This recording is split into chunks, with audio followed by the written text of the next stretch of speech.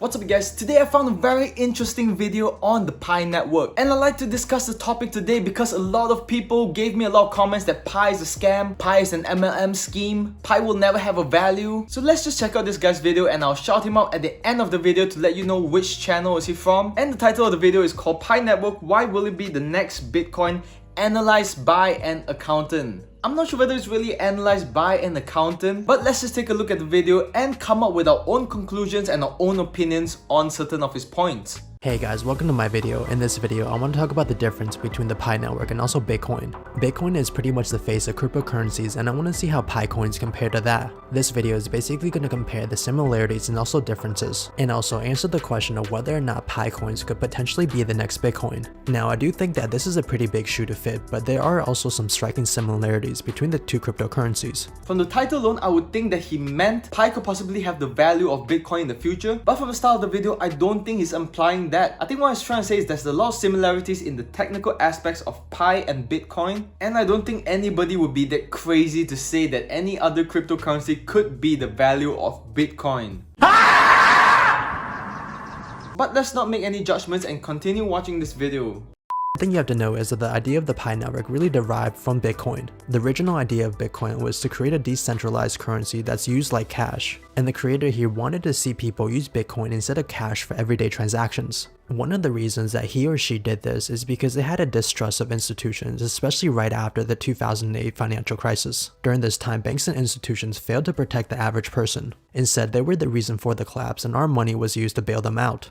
At this point, it's just explaining the features of Bitcoin and why it was created and why people took an interest in Bitcoin and how Bitcoin became such a big part of our lives. I completely agree to what he's saying to this point, but I still don't agree that Pi has a lot of technical aspects similar to Bitcoin. But this video is starting off sounding very interesting, so let's continue to see what he says next.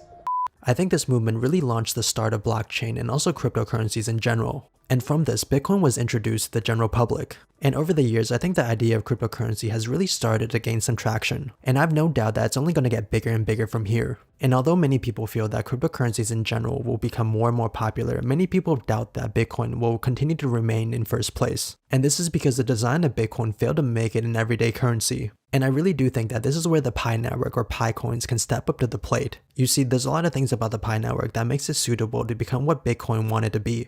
Okay, let's take a look. Now he's saying that Bitcoin might not be on top of the list for a very long time. But in terms of value, in my opinion, Bitcoin will always stay on top of the food chain. That's because of its scarcity and its similarities to gold. Unless of course someone finds like a crypto diamond or crypto gems or crypto rubies. But as of now, I don't think any other cryptocurrency can overtake Bitcoin in terms of its value. But he did make some very good points, so let's just continue watching the video and I'll probably talk about it more. One of the things that Bitcoin failed to be was inclusive or accessible to anybody and everybody around the world. You see, in the early days of Bitcoin, you had to have a lot of knowledge to be able to mine Bitcoin. In fact, it was pretty inaccessible to the average person and it was also very expensive as well. Mining Bitcoin required a lot of computing power and not everybody had that. And those with a lot of computing power started to get a bigger and bigger chunk of the network. You see, about 87% of all Bitcoin are owned by 1% of the network. And these few individuals have gotten so big that they're making billions of dollars in profits each year from mining Bitcoin.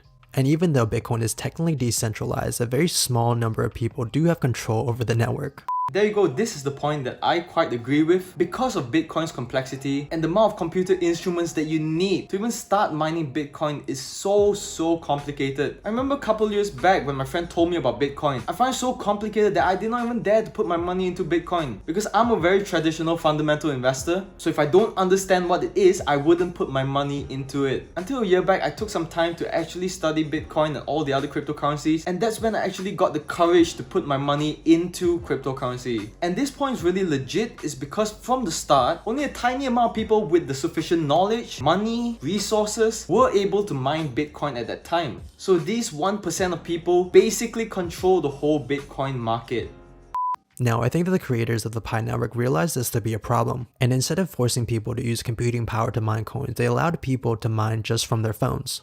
And anybody around the world will now have the ability to mine Pi coins from the Pi network just using a mobile device. I think this ends up creating a much more fair system compared to Bitcoin, and the wealth here is going to be much more evenly distributed among miners. And one of the reasons that this is possible is the network uses the Stellar Consensus Protocol. The basic idea here is that we're not actually mining any Pi coins from our phone. Instead, what we have on our phone simply serves as a record for the developers here, and the developers here are going to distribute Pi coins based on these records when the time comes. I think this is a pretty elegant way to bypass the need for computing power to be able to mine any cryptocurrency, and it also helps anybody increase their stake on the network by simply promoting it, thus basically creating a much fairer system compared to Bitcoin. But with that said, is there really a fair world? Is there really a fair society?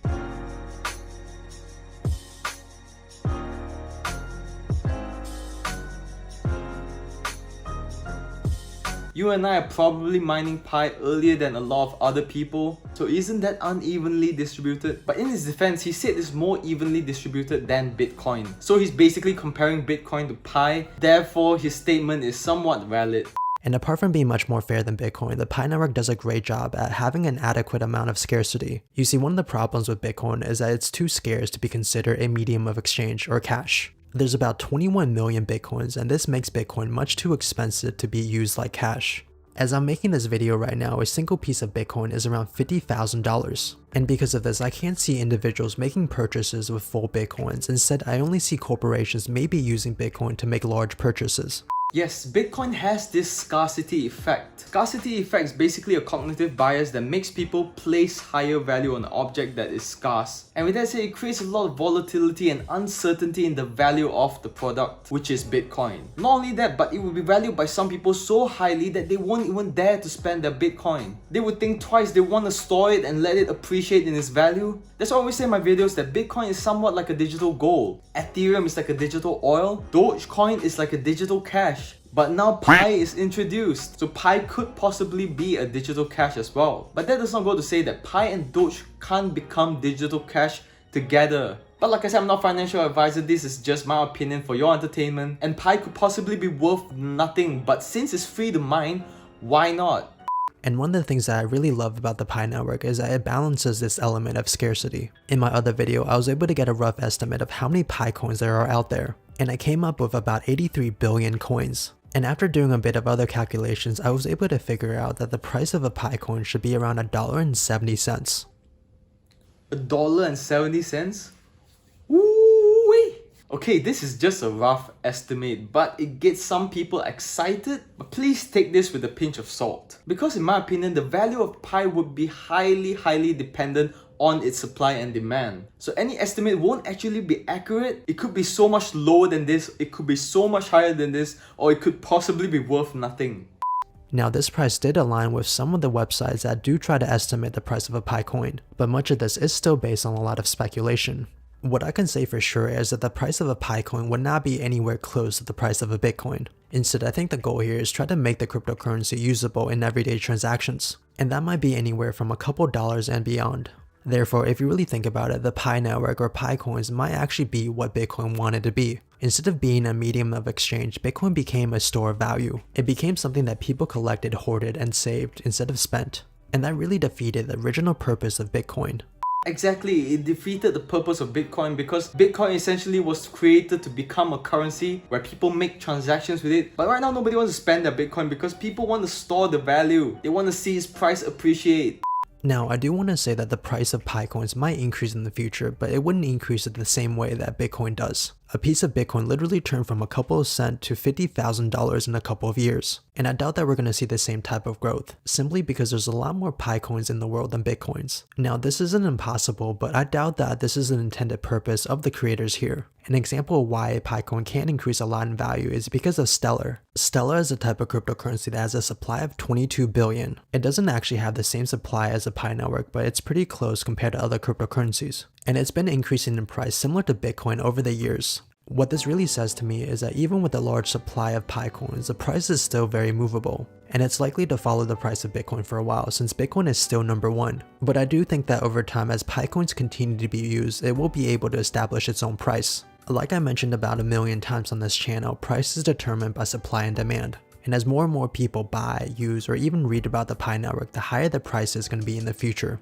Exactly what I said just now, the value of Pi is based on its supply and demand. Right now on the Pi lifestyle, you can't actually look for things to buy, but you can auction certain things with your Pi crypto. So go download the app, the Pi lifestyle, and you can see all the things that are happening around with Pi. It's really interesting, and if you're a bit curious about what goes around the world of Pi, you can just go on the app and check through it. This is similar to Dogecoin, whereby the more people know about it, the more people use it for transactions, the higher the people value this crypto. So if you need to buy anything, try to buy using Dogecoin, because that way your transaction will be counted as one transaction, and if there's 1,000 of you, that will be counted as 1,000 transactions. And also we would like to make that a habit, because if you want to store your Dogecoin to see its value appreciate, and if there's 1,000,000 of you out there that want to do the same thing, then Dogecoin will just be the next Bitcoin. So you gotta use your Dogecoin. Of course you can store some on the side, but if you want to buy something that you need, why not just use Dogecoin to pay for it? But like I said, that's just my opinion. Look, I'm not telling you to sell your Dogecoin, I'm just telling you to buy stuff using your Dogecoin if you have any stuff that you want to buy.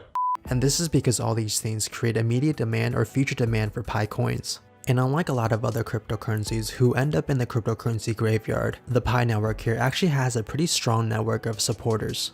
This helps to make sure that the Pi coin doesn't die on release, and also helps to immediately protect and increase its price upon release. This basically makes sure that the Pi network doesn't suffer the same fate as Bitcoin during its early days. I think we've all heard stories of people throwing away hard drives full of Bitcoins, or using it to purchase the most ridiculous things like stickers or pizza. But one thing you have to realize is that many of these people didn't see a demand for cryptocurrencies back then. In fact, it's not hard to conceptualize that many of these people simply thought this craze was gonna die. And this is one of the reasons I love seeing promotional codes about the Pi network on my videos. What? You gotta be kidding me. Buying stickers with Bitcoin? Oh my goodness. I wonder what the guy is thinking now. He probably must be banging his head on the wall. Just like how you guys think Pi is a scam would be banging your heads on the wall a few years from now. This just means to me that the network is still very alive, and also that many other people will see these comments, and some of them might even become interested in the Pi network themselves. I really do think that the referral system here is probably one of the most intelligent things about this project, because without it, this would just be another cryptocurrency out of thousands of other cryptocurrencies without any value. Instead, what we have here is that without the currency being officially launched, we already have people speculating about its value. And there also will be a lot of official and also unofficial places where the Pi network or Pi coins will be officially used. Right now, the Pi network has about 13 million official users. And this is actually pretty far from the ultimate goal of 100 million users. But as it gets bigger and bigger, it's also a lot easier for the network to grow exponentially. Look, I know a lot of you feel that Pi is a scam because it has this kind of MLM network system. But you know, I did make this video about multi-level marketing and the evil dark side about it. But do know this, multi-level marketing was created with good intent. It's just an easier way to market a product out. And the reason why people see it as evil is because all those big corporations make you buy a ton of stuff that you can't sell, and at the end you will be the consumer rather than being the salesperson. But in this case it's completely different because you're not even buying anything, you're not using your money. Come on, what don't you understand? You can use your referral code to refer to your friends, and every person that you refer, you will basically get a faster rate in terms of your mining. And this is my referral code, so if you don't mind to be so helpful, you can use it. But like I said, if you have other friends who are already using Pi, you can use their referral code and make their mining faster. If you'd like to be part of mine and be part of my team, you can join mine and use my referral code. We'll normally talk about random stuff in the group chat. And with that said, the fan is off, the aircon is off, and it's super hot now. So let's finish off this video. I do think that we're going to get close to 100 million users by the end of this year. And this might not be close to the number of people who adore Bitcoin, but it's still pretty significant nevertheless.